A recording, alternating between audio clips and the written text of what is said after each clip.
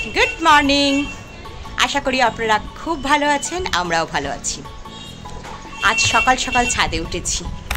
এই ছাদে সকালের টাইমটায় দাঁড়িয়ে থাকতে এত ভালো লাগে। চাটা নিয়ে আসবো ভেবেছিলাম, কিন্তু মা আছে, চাটা নিচেতেই খেয়ে এসেছি। এখন গাছে জল টল দিয়ে একটু হাওয়া খেয়ে যাব। আজকে যেমন গরম কিন্তু হাওয়াও আছে, সেই জন্য একটু ছাদে একটু বসবো, একটু আকাশ বাতাস দেখবো, অনেক কিছু ভাববো। আজকে একটা নির্ঝঞ্ঝাট রান্না করব, কারণ আজকে মেয়ে কলেজে যাবে, আমার মা ডাক্তারখানা যাবে।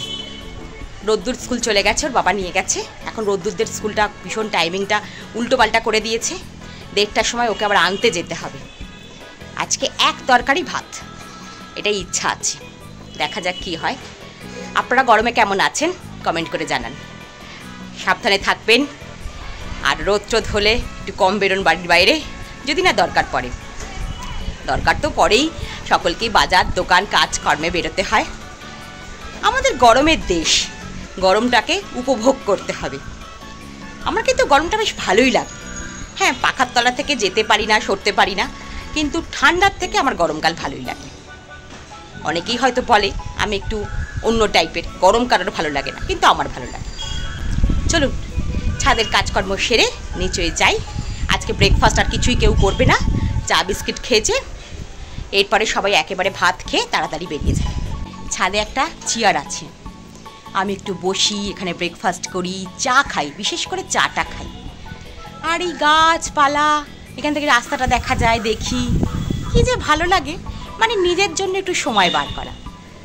প্রত্যেককেই বলছি, যতই সংসার করুন, যতই কাজকর্ম করুন, ঘরে বাইরে সামাল দিতে হোক না কেন, বাচ্চা মানুষ করতে হোক না কেন, নিজের জন্য সময় রাখবেন। না হলে একটা সময় দেখবেন আপনার কিচ্ছু হয়নি, দেখবেন জীবনটা পেরিয়ে গেল, আপনি কিছুই করে উঠতে পারলেন না। এইরকম যেন একেবারে করবেন।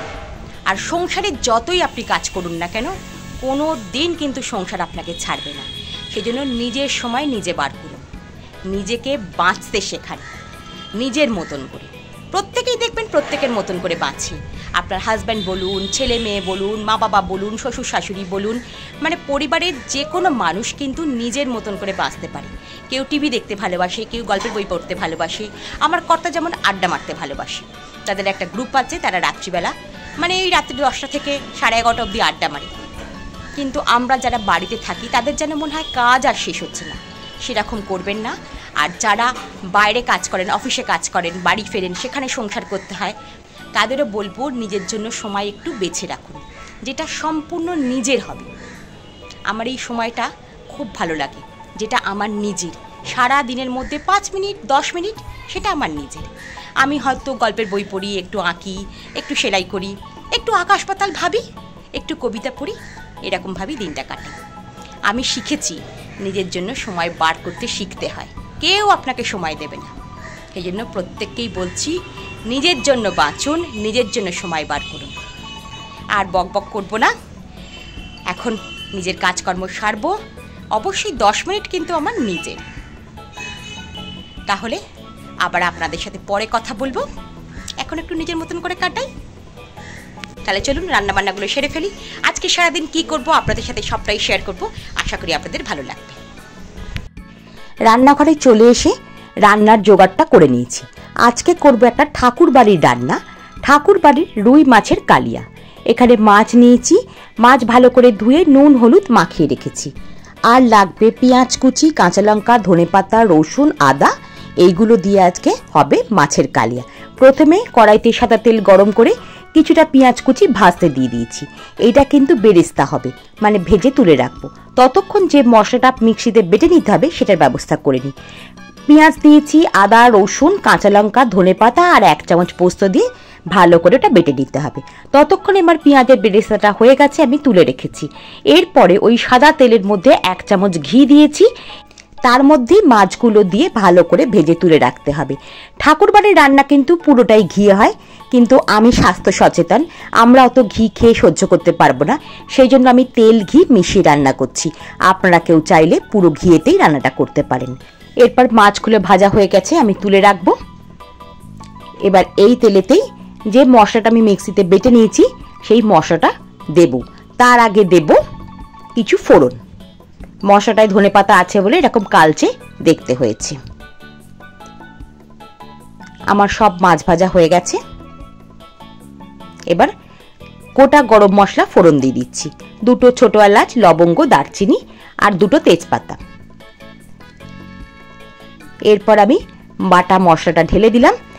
এইবার বাটা মশলাটা ভালো করে তেল ঘিতে কষাতে হবে যতক্ষণ না তেল ছেড়ে আসে।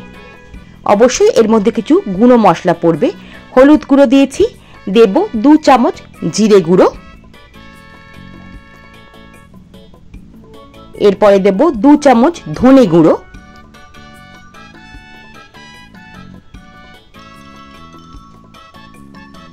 আর দেব খুব সামান্য লাল লঙ্কা। আমরা যেহেতু ঝাল কম খাই তাই লঙ্কাটা কম দিলাম, আপনারা চাইলে লঙ্কাটা কম বেশি করে নিতেই পারেন।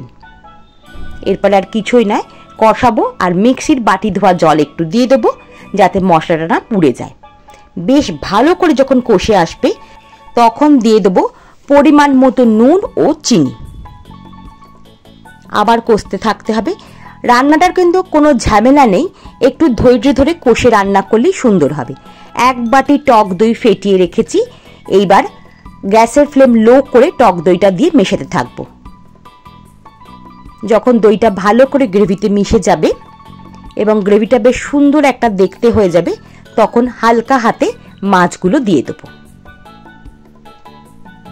রান্না কিন্তু মোটামুটি শেষের দিকে, একটা খুব সুন্দর গন্ধ উঠেছে। আর এই রান্নাটা ঘিয়ে করলে দুর্দান্ত হবে। এমনি তেল ভাসছে, মনে হচ্ছে বেশ গড়গড়ে একটা ব্যাপার হয়েছে। গ্রেভির মধ্যে মাছগুলো যখন বেশ ফুটে আসবে তখন পেঁয়াজের ভাজাটা গুঁড়ো করে ওপর থেকে ছড়িয়ে দিতে হবে, মানে বেরেস্তাটা ওপর থেকে ছড়িয়ে দিতে হবে। এই ভাজা পেঁয়াজের গন্ধটাই কিন্তু এই মাছের স্বাদটার অন্যরকম মাত্রা এনে দেবে। দেখতে কিরকম হয়েছে দেখেছেন? দুর্দান্ত। উপর থেকে কাঁচা পাকা লঙ্কা ছড়িয়ে ঢাকা দিয়ে রাখলেই রান্না একদম তৈরি। এই একরকম রান্না করলে কিন্তু দুপুরে আর কিচ্ছু লাগবে না।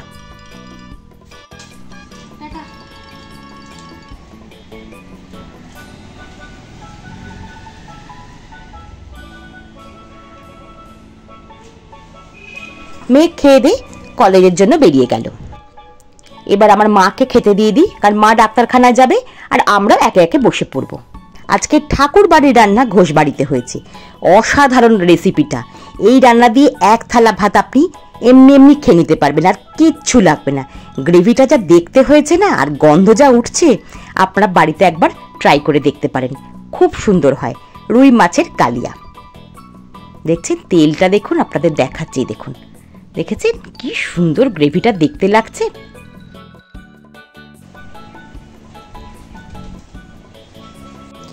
এখন দুপুর 3টে বাজে। আমার মা তৈরি হয়ে বেরিয়ে পড়েছে ডাক্তারখানায় যাওয়ার জন্য। আমার কর্তামশাই গেছে লালপরীকে আনতে। ওই যে লালপরী এসে হাজির। আমার মাও তৈরি হয়ে বেরিয়ে পড়েছে।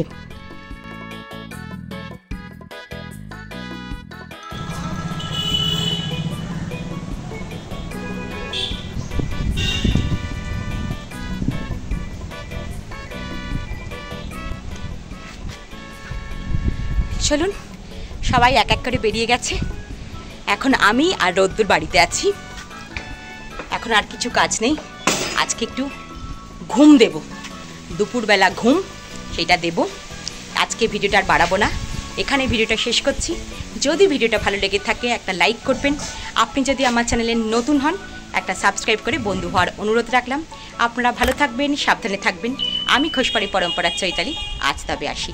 আবার দেখাবে নতুন কোনো ভিডিও।